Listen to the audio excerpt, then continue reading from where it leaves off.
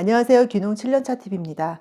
오늘은 집을 지을 적에 아무리 본인이 직접 공사를 한다고 해도 자재만큼은 다 사야 되는 거잖아요.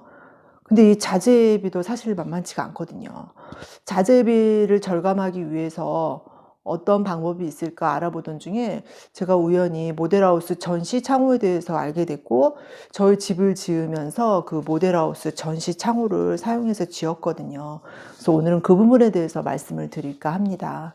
근데 제가 요즘 유튜브 찍으면서 참 조심스러운 게, 우리가 개인적으로 만나서 나 이렇게 했다라고 말을 할 수 있지만 유튜브는 어떻게 보면은 공개적으로 얘기를 하는 거잖아요.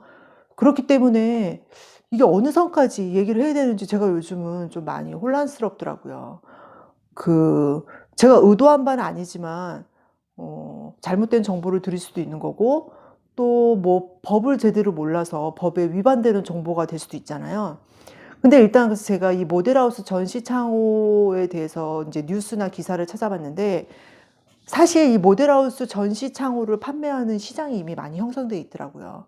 근데 이것에 대해서 어떤 뭐 아무래도 철거한 물건을 다시 재활용하는 거다 보니까 안정성 논란에 대한 기사는 있어요. 근데 이 부분에 대해서 뭐 법적으로 된다 안 된다 그런 근거는 아직 없는 것 같더라고요. 그러니까 법적 기준은 없는 것 같아요.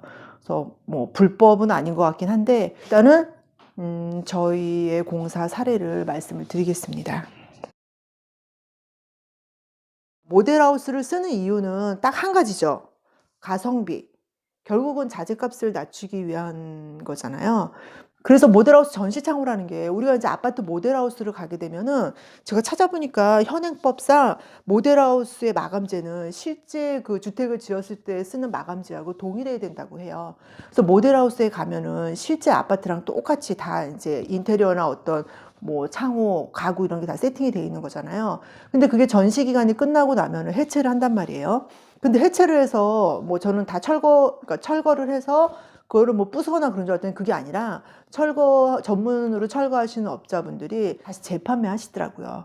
그러다 보니까 정상가보다는 좀 많이 저렴해지죠. 왜냐하면 일단은 전시 제품이기 때문에 중고가 되는 거잖아요.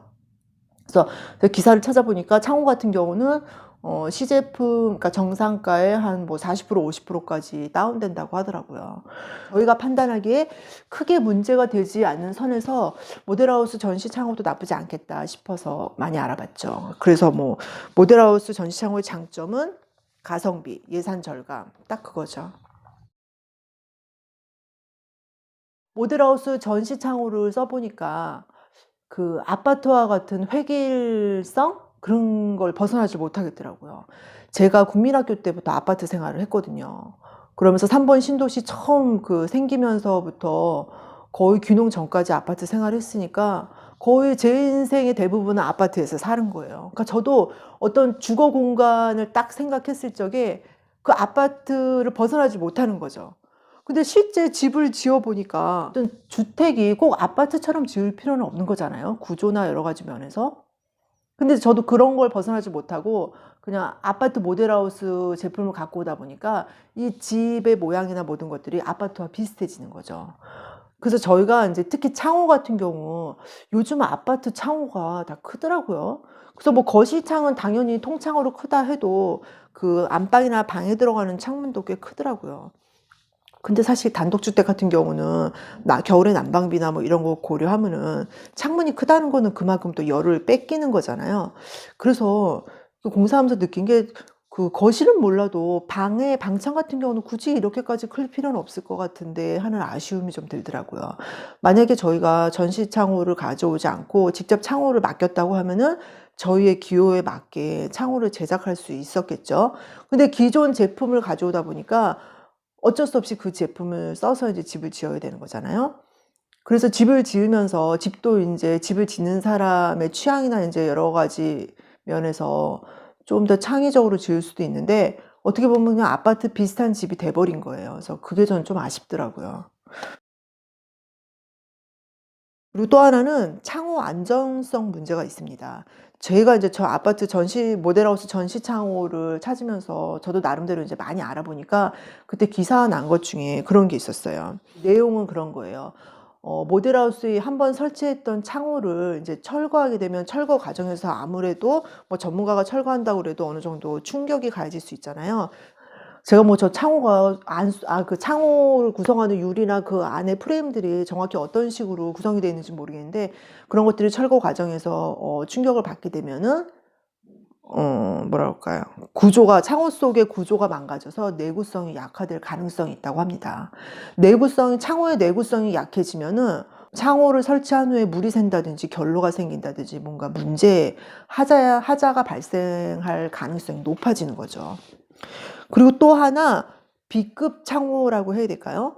원래 현행법상에서는 모델하우스에 쓰여지는 창호도 실제 건설시에 쓰이는 창호랑 똑같은 제품을 설치해야 된다고 하는데 근데 뭐 사실 그 제품의 비밀에 대해서는 누가 알겠습니까? 모델하우스에 전시만 하고 해체할 거기 때문에 뭐 좀 더 다른 자재를 썼을지 알 수 없는 거죠. 그래서 그런 부분에 대한 의심도 있더라고요.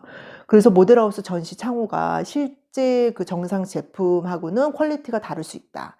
그런 지적이 있고 그래서 창호 안정성이나 B급 창호일 수 있다라는 의견은 뭐 제기된 논란일 뿐 솔직히 제가 1년 동안 살면서 느낄 수 있는 부분은 아니에요.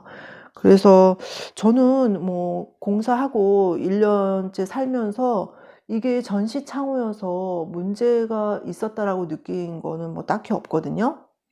그래서 뭐 가성비 차원에서 본다고 하면은 모델하우스 전시 창호도 나쁘지는 않다라고 생각을 합니다. 또 하나는 그 전시 창호를 저희가 사 보니까 방충망이 없어요.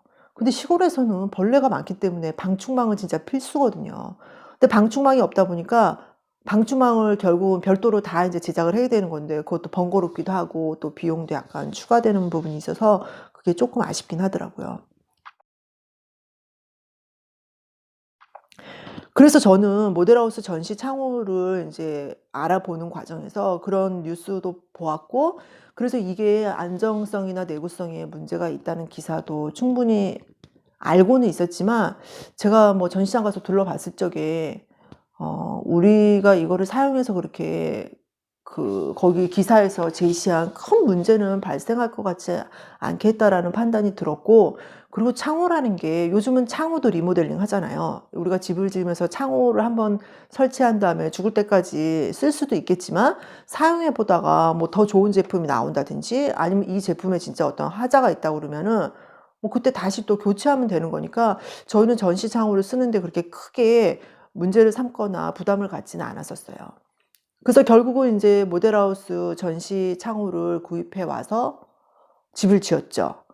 근데 집을 짓다 보니까 사실 창호가 꽤 많이 갖고 왔는데도 불구하고 창이 모자라서 몇 개 창호는 저희가 인제 그 창호 공장에 가서 맞춰 오기도 했었거든요. 1년 정도 저희가 살아 보니까 모르겠습니다. 지금까지 하자는 없었어요. 앞으로 살면서 어떤 하자가 발생할지는 모르겠지만 지금까지는 없었고 저는 제가 전시 창호를 써서 집을 지은 것에 대해서 후회는 하지 않습니다. 후회는 하지 않는데 단지 아쉬움이 좀 있을 뿐이죠. 아까 말씀드린 대로 어떤 너무 아파트처럼 획일화된 구조나 어떤 모양이 나온 게 조금 아쉬울 뿐이지 별로 후회는 없습니다. 그렇다고 제가 여전히 그 창호 내구성에 대한 논란이 많기 때문에 전시 창호 쓰세요라고 추천은 사실 못 드리겠어요. 그리고 사실 제가 이런 경험담을 올리는 것조차도 좀 조심스럽긴 하거든요. 근데 일단은 그래도 또 궁금해서 찾는 분 계시지 않을까 해서 저의 경험을 한번 올려봤습니다. 그리고 요즘은 모델하우스 전시 창호를 인제 알아보게 되면은 그 모델하우스에 직접 방문해서 자기가 구입하기 전에 이렇게 실제로 보게 되잖아요. 철거 전에 이제 방문해 보게 되는데 전시 창호만 파는 게 아니라 그 모델하우스에 있는 각종 가구나 뭐 이런 것까지 같이 묶어서 많이 팔거든요. 그래서 저희 같은 경우도 창호랑 그리고 주방에 있는 싱크대 그리고 욕실에 있는 뭐 양변기나 세면대 거울장 이런 거 또 신발장 그리고 방 안에 있는 붙박이장까지 이렇게 패키지처럼 묶어 가지고 다 가져왔거든요. 보통 그렇게 많이 판매하세요. 근데 제가 이거를 알아보니까 이게 또 지역별로 또 많이 틀리더라고요. 가격도 천차만별이에요. 그래서 좀 저렴한 데는 그렇게 다 패키지로 묶어서 한 300만 원대부터 비싼 데는 제가 700만 원대까지도 봤어요. 2017년도 기준이에요. 지금은 더 올랐을지 모르죠. 그리고 가격 차이는 이제 아파트 그 브랜드에 따라서도 좀 다른 것 같고요. 특히 창호를 LG 걸 썼느냐, KCC를 썼느냐. 근데 요즘 아파트 창호는 보면은 중소기업 제품 별로 없더라고요. 거의 LG 아니면 KCC가 대부분이었던 것 같아요. 그래서 저희 같은 경우는 이제 뭐 여러 군데 알아봤었는데 사실 너무 멀리서 가져오기는 운반비나 이런 것도 또 부담이 되고 그렇잖아요. 근데 마침 가까운 대구에서 모델하우스 전시 제품이 하나 나왔더라고요. 전시 창호가. 그래서 가서 둘러보고 바로 계약해서 가지고 왔었는데요.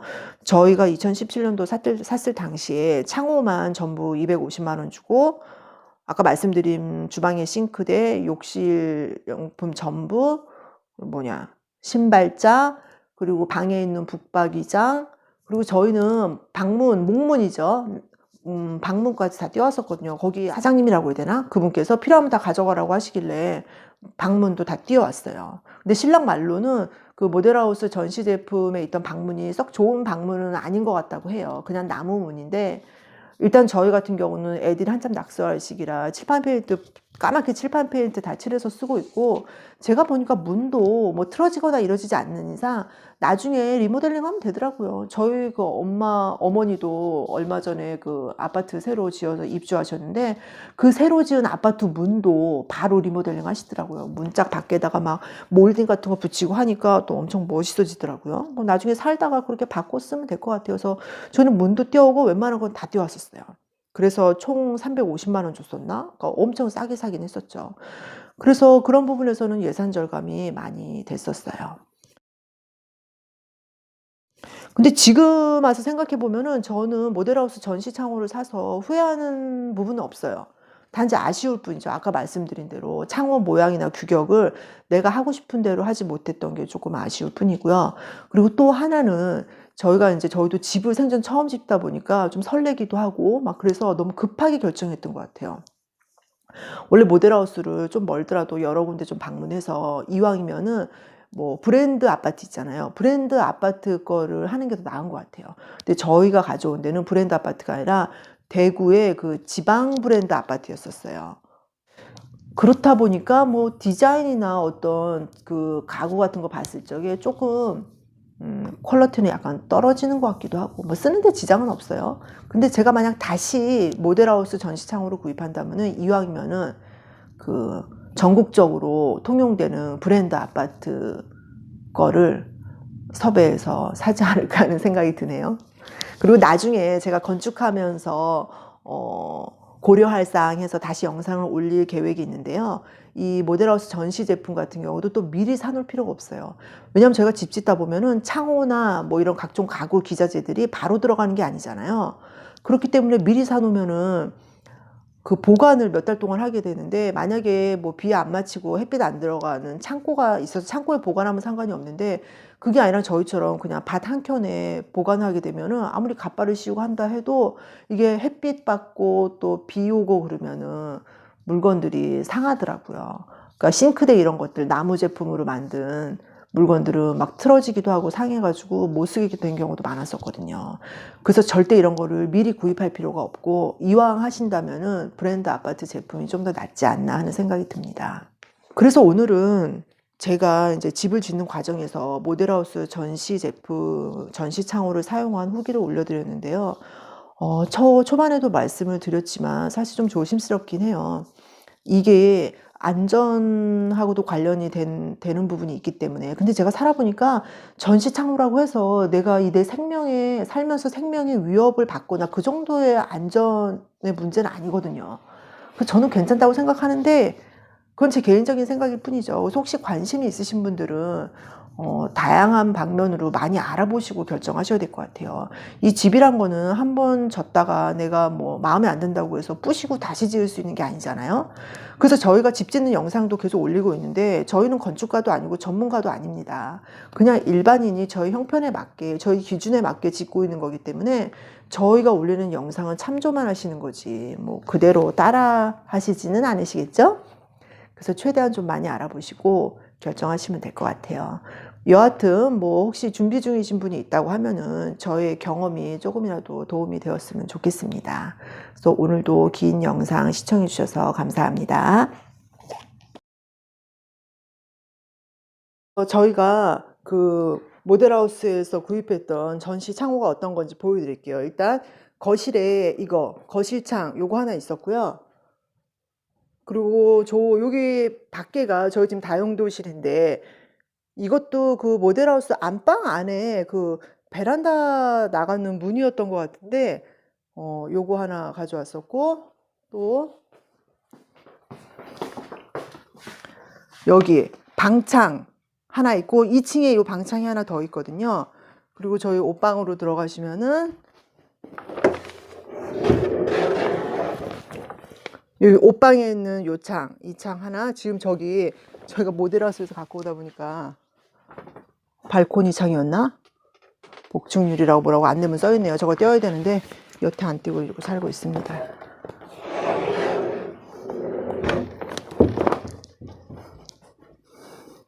그리고 저기 전면에 보이시는 이 조그만 창 같은 경우는 저희가 그냥 창호업체 가서 맞췄던 거예요. 이거 같은 경우는 19만 원인가 줬던 것 같아요. 완전 브랜드 제품은 아니고 지역 중소기업 제품이었었거든요.